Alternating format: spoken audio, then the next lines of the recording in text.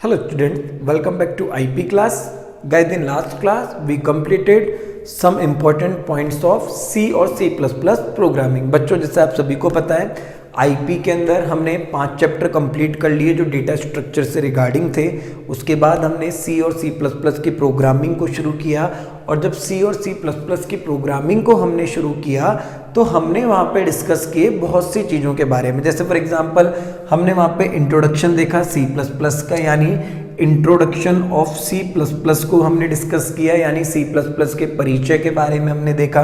Then हमने देखा benefits of C++ over C language, यानी जो C++ है इसमें क्या बेनिफिट थे किसके कंपैरिजन में, C लैंग्वेज के कंपैरिजन में। तो हमने ये चीजें भी डिस्कस की पॉइंट्स की फॉर्म में। फिर हमने स्ट्रक्चर ऑफ C++ प्रोग्राम, यानी हमने एक C++ का सिंपल सा प्रोग्राम बना के देखा और उसके स्ट्रक्चर को जाना कि C और C++ के प्रोग्राम को जब कंपेयर किया गया तो दोनों में क्या कंपेयर होता है। याद करो, मैंने एक वीडियो में बताया भी था कि C लैंग्वेज का प्रोग्राम एक तरफ बनाया था और एक तरफ C++ का प्रोग्राम बनाया था, और दोनों को कंपैरिजन करके आपको बताया था। और मैंने आपको कुछ टोकन्स के बारे में बताया जो एक C और C++ के प्रोग्राम को बनाने में मदद करते हैं। जैसे मैंने आपको हैश इंक्लूड क्या होता है, मेन क्या होता है, हेडर फाइल्स क्या होती हैं, कमेंट्स क्या हैं, टोकन्स क्या हैं, हर एक चीज के बारे में मैंने आपको बताया। कीवर्ड्स क्या होते हैं, हर एक चीज हमने यहाँ पे डिस्कस कर ली थी। यानी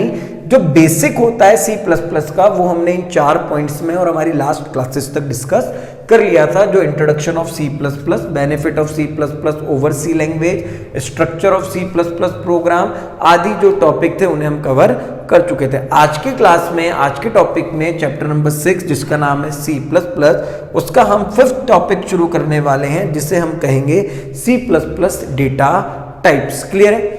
अब जैसे कि फॉर एग्जांपल आप सभी को पता होगा, आई होप कि डेटा टाइप क्या होता है। तो डेटा टाइप मैं एक बार फिर से बता देता हूं। डेटा टाइप वो होता है जो वेरिएबल को ये बताता है कि उसमें किस टाइप की वैल्यू स्टोर होगी। लेट अज्यूम मैंने यहाँ पे a नाम का एक वेरिएबल डिक्लेयर किया है, इसके पीछे मैंने कुछ भी नहीं लगाया। आप में तो कुछ बच्चों को लगेगा ये गलत है। आप एक बार के लिए अज्यूम कर लो कि ये बिल्कुल सही है। आपको a नाम से मेमोरी में स्पेस मिलेगा, यहां पे मैंने लिखा 13ab। क्या ये गलत है या सही है? अब आप लोग कहेंगे सर ये गलत है, सही है हम कैसे बताएं, यहाँ तो आपने डेटा टाइप ही नहीं लिखा। आप ऐसा मान लीजिए यहाँ पे कोई डेटा टाइप नहीं और ये मेमोरी में स्पेस है, तो मेरी तरफ से तो जवाब ये है कि बेटा ये बिल्कुल सही है। हमने यहाँ कुछ टाइप ही मेंशन नहीं किया कि ए टाइप के वेरिएबल में किस तरीके की वैल्यू जाएगी, तो उस कंडीशन के अंदर तो ये बिल्कुल ही क्या है, यहाँ पे सही है। अगर आप इस a नाम के वेरिएबल के पीछे इंटीजर डेटा टाइप लगा देते तो आपको मेमोरी में जो a नाम से स्पेस मिलता उसमें केवल आप क्या स्टोर कर पाते, नंबर से स्टोर कर पाते, जैसे आपने यहाँ पे 12 स्टोर किया है। क्लियर है? अगर आपने फ्लोट डेटा टाइप को काम में लेके b नाम से वेरिएबल डिक्लेयर किया है तो आपको b नाम से मेमोरी में स्पेस मिलता और उसमें आप पॉइंट वाली वैल्यू को स्टोर कर पाते, जैसे मैंने 99.9 को किया है। तो ये जो डेटा टाइप आपने लगाए हैं किसी वेरिएबल के साथ, ये डेटा टाइप उस वेरिएबल को ये बता रहे हैं कि उस वेरिएबल के अंदर किस टाइप की वैल्यू स्टोर होगी। क्लियर है? तो डेटा टाइप क्या है? डेटा टाइप चाहे कोई सी भी प्रोग्रामिंग हो, चाहे C हो, चाहे C++ हो, चाहे पाइथन हो, कोई सी भी आपकी प्रोग्रामिंग लैंग्वेज हो, वहां पे डेटा टाइप अपना इंपॉर्टेंट रोल प्ले करते हैं। और जब हमने ये कीवर्ड्स पढ़े थे तो उन इंपॉर्टेंट पॉइंट्स और उन कीवर्ड्स के अंदर मैंने आपको डेटा टाइप भी पढ़ाए थे। तो डेटा टाइप वेरिएबल को क्या बताते हैं कि उसमें किस टाइप की वैल्यू स्टोर होगी, ये बताने का काम किसका है, आपके डेटा टाइप्स का है। इवन डेटा टाइप्स को फंक्शंस के साथ भी काम में लिया जाता है। फंक्शन का रिटर्न टाइप, फंक्शन क्या रिटर्न करेगा एग्जीक्यूट होने के बाद, ये भी डेटा टाइप ही आपका बताता है। तो हमारे C++ के अंदर इन डेटा टाइप्स को 3 कैटेगरी में डिवाइड किया गया है। कुछ प्राइमरी हैं, कुछ यूजर डिफाइंड है और कुछ को हम कहते हैं डिराइव्ड डेटा टाइप। क्या कहते हैं? Derived data type. क्लियर है? प्राइमरी आपने पढ़ी होंगी 11th में भी, जिसे हम इनबिल्ट डेटा टाइप कहते थे, वो सब आपके प्राइमरी डेटा टाइप होते हैं। यानी ऐसे डेटा टाइप्स की बात हो रही है प्राइमरी के अंदर जिन्हें, ऐसे डेटा टाइप्स की बात हो रही है प्राइमरी के अंदर जिन्हें C और C++ में पहले से बना के दिया गया है, केवल हम तो उन्हें क्या लेते हैं, यूज करते हैं जब हमें उनकी रिक्वायरमेंट होती है। जैसे मुझे कुछ बच्चे हैं, स्टूडेंट्स हैं, उनकी एज स्टोर करनी है, तो मैंने क्या करा, एज नाम से वेरिएबल डिक्लेयर किया, स्टोर क्या करनी है, एज। अब एज किस में आती है, नंबर में, तो पहले से नंबर को स्टोर करने के लिए डेटा टाइप बना हुआ है आपका इंट, तो इंट आपने डेटा टाइप लगाया, एज नाम का आपने वेरिएबल स्टोर किया।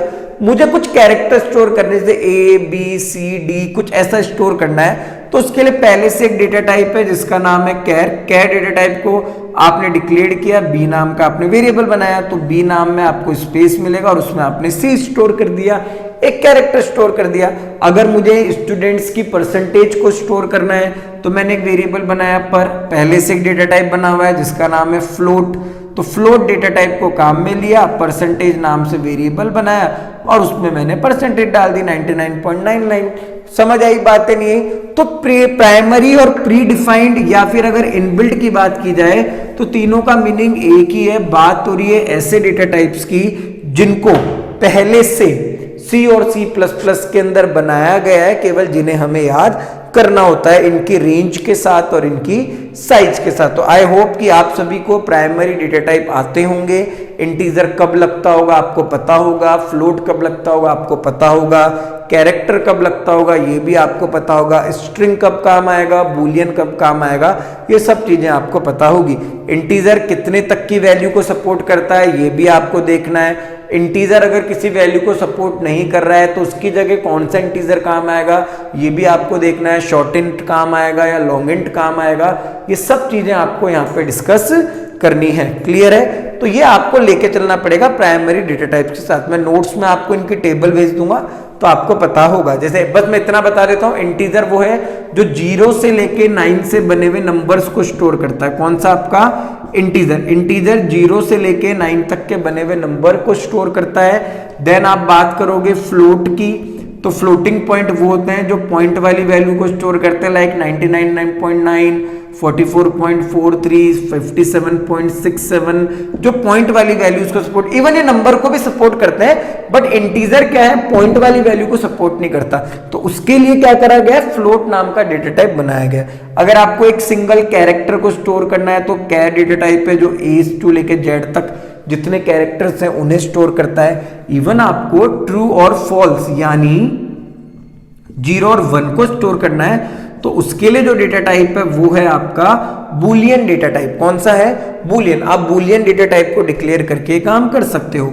स्ट्रिंग है, आप स्ट्रिंग बना सकते हो जिसमें सीक्वेंस ऑफ कैरेक्टर्स होती है। क्लियर है? तो आपको ध्यान रखना है primary data type, inbuilt data type वो होते हैं जो पहले से सी या सी प्लस प्लस के अंदर मौजूद होते हैं, बस हमें उनकी रिक्वायरमेंट के हिसाब से उन्हें काम में लेना होता है। और ये जितने भी इंट, फ्लोट, कैर, बूलियन, स्ट्रिंग, ये जितनी भी चीजें हैं ये सब क्या है बेटा, आपके कीवर्ड भी हैं। क्या है? आपके कीवर्ड भी हैं। बस आपको ध्यान रखना है, अगर मुझे 0 से लेकर 9 तक के नंबर स्टोर करने हैं तो मेरा वेरिएबल इंटीजर टाइप का होना चाहिए। अगर मुझे कैरेक्टर स्टोर करने हैं तो मेरा वेरिएबल कैर टाइप का होना चाहिए। अगर मुझे पॉइंट वाली वैल्यू स्टोर करनी है तो मेरा वेरिएबल फ्लोट टाइप का होना चाहिए। अगर मुझे ट्रू फॉल्स से रिलेटेड कुछ स्टोर करना है तो मेरा वेरिएबल बूलियन होना चाहिए। मुझे सीक्वेंस ऑफ कैरेक्टर, बहुत सारे कैरेक्टर्स को एक साथ स्टोर करना है तो यहाँ पे मेरा डेटा टाइप स्ट्रिंग होना चाहिए। तो ये सब पहले से किस में अवेलेबल है? सी या सी प्लस प्लस में अवेलेबल है। बस हमें तो इन्हें क्या लेना है,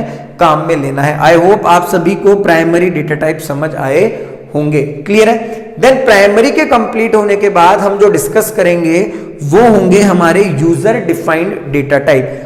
अब क्या हुआ, हमें ये समझना है, सी के अंदर ये बेनिफिट नहीं था। सी प्लस प्लस के अंदर हम क्या कर सकते हैं, हमारा खुद का डेटा टाइप बना सकते हैं। क्या कर सकते हैं? हमारा खुद का डेटा टाइप बना सकते हैं with the help of user defined data type. यानी हम एक यूजर हैं, हम हमारा खुद का एक नया डेटा टाइप बना सकते हैं हमारी रिक्वायरमेंट के हिसाब से। तो जो हमारी नेक्स्ट क्लास होगी उस नेक्स्ट क्लास में मैं आप सभी को यूजर डिफाइंड डेटा टाइप ही सिखाने वाला हूं। मैं आपको बताने वाला हूं कैसे एक यूजर डिफाइंड डेटा टाइप को बनाया जाता है, स्ट्रक्चर यूनियन को कैसे क्रिएट किया जाता है, वो सब हम यहाँ पे देखने वाले हैं। तो क्लियर है? आपको चैप्टर नंबर 6 में अभी ये सारे टॉपिक प्राइमरी डेटा टाइप तक के क्लियर होने चाहिए। Introduction of C plus plus का परिचय आपको पता होना चाहिए। सी प्लस प्लस के क्या फायदे हैं सी लैंग्वेज के तुलना में, ये पता होना चाहिए। सी प्लस प्लस का प्रोग्राम आपको पता होना चाहिए कि एक प्रोग्राम के अंदर जो छोटी छोटी चीजें हैं उनके बारे में आपको पता होना चाहिए। और प्राइमरी डेटा टाइप जो इंटीजर, कैरेक्टर, फ्लोट, ये जितने भी हैं इन सब के बारे में पता होना चाहिए। आई होप आप सभी को प्राइमरी डेटा टाइप तक सभी टॉपिक क्लियर हुए होंगे। Okay students,